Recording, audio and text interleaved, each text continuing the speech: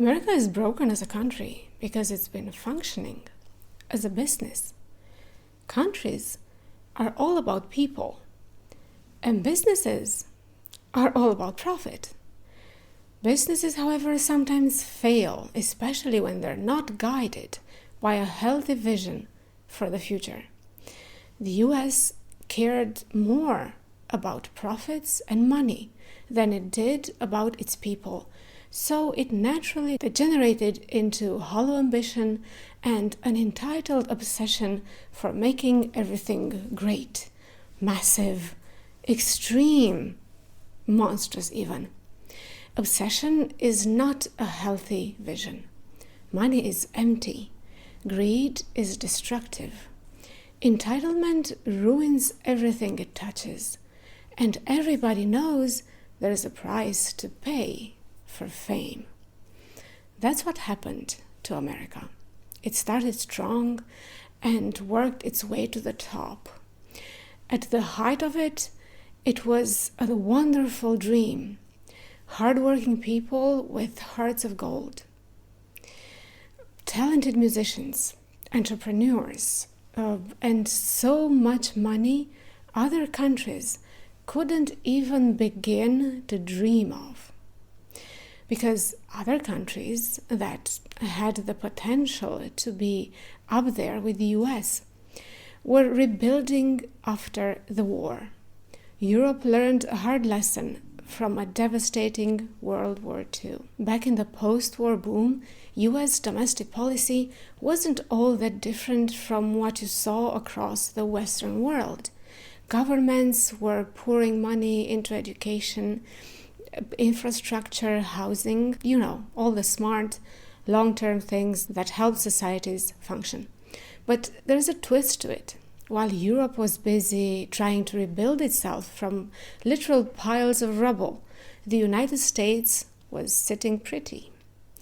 Unlike the old European powers, the US didn't spend the early 20th century getting blown to bits in 2 world wars. Its cities weren't in ruins. Its economy wasn't cratered.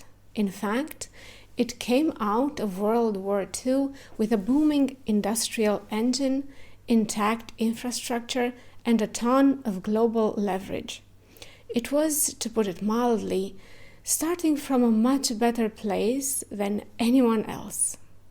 But instead of acknowledging that a huge chunk of its post-war success came from historical luck and favorable geography, America bought into its own hype. The story quickly became, we're the best because we're the best, not because everyone else was busy rebuilding from scratch, not because half the planet's production had shifted here.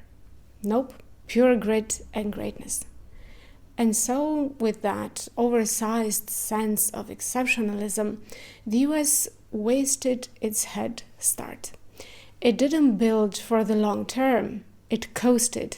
And now, decades later, while the rest of the world has caught up or in some cases lapped it, the cracks are impossible to ignore. It's not just economic strain anymore. It's the social structure, the institutions, the very glue that holds everything together. Turns out you can only ride historical luck for so long before it runs out of gas. Decades ago, America was a place the world looked up to, the place to be. Now it's a cautionary tale. Don't do that, or you'll end up like America.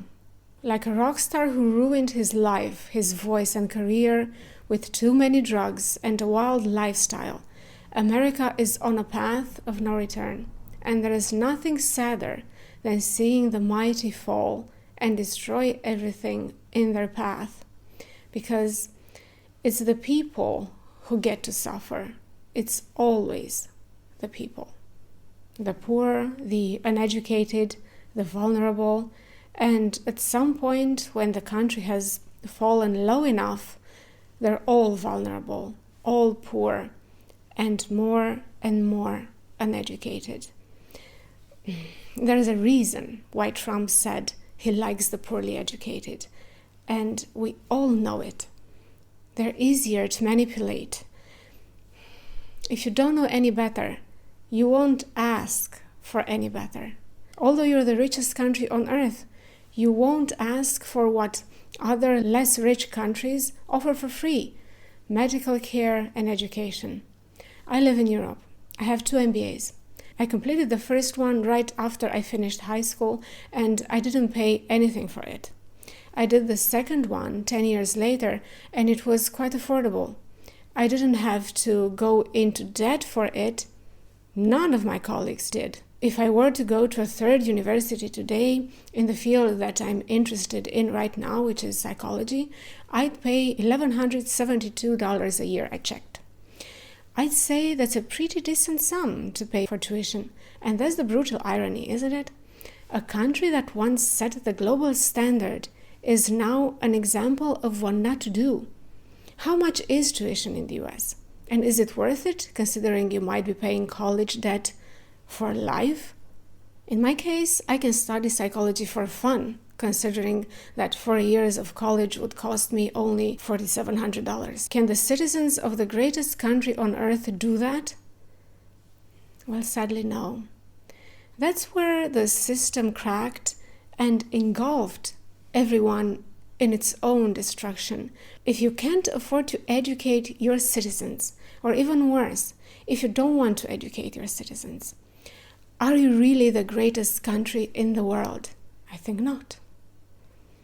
The decline doesn't just show up in headlines or in deficit spreadsheets. It shows up in people's lives. You can see it in the working parents juggling 3 jobs and still needing food stamps.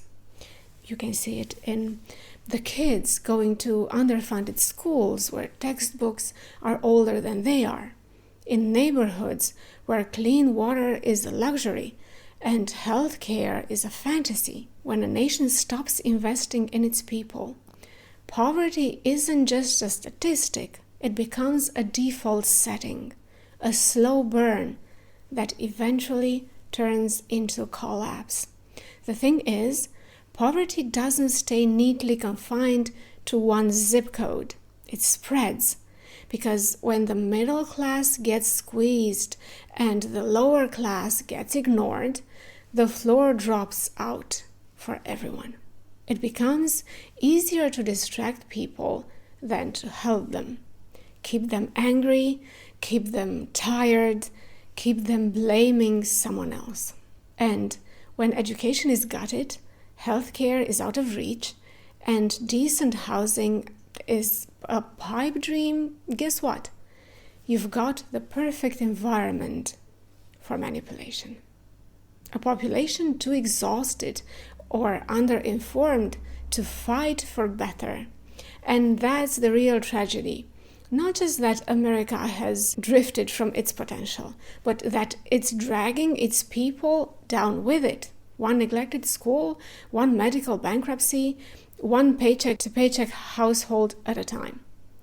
Poverty exists not because we cannot feed the poor, but because we cannot satisfy the rich. No amount of wealth can ever satisfy them.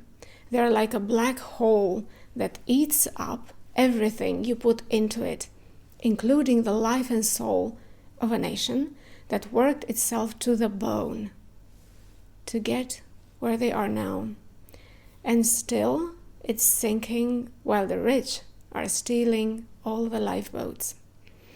So here we are, watching the richest country in the world slowly unravel, not because it couldn't afford to do better, but because it chose not to. Because greed was easier than vision.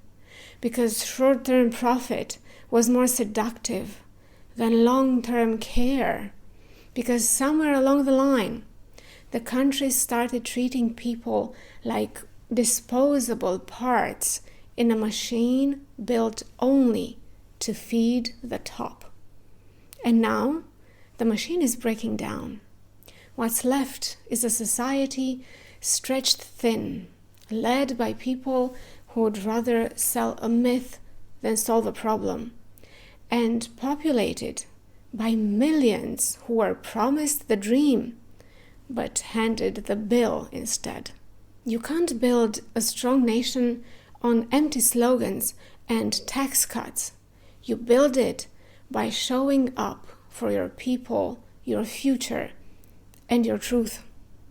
America doesn't need to be great again. It needs to be good, honest, compassionate, and fair. Until that happens, the cracks will keep growing. The rich will keep hoarding the lifeboats and the taxes, and the rest will be left to whisper the truth no empire wants to face. America didn't fall. It was pushed and then abandoned. Thank you for being here with me today. I hope to see you next time too.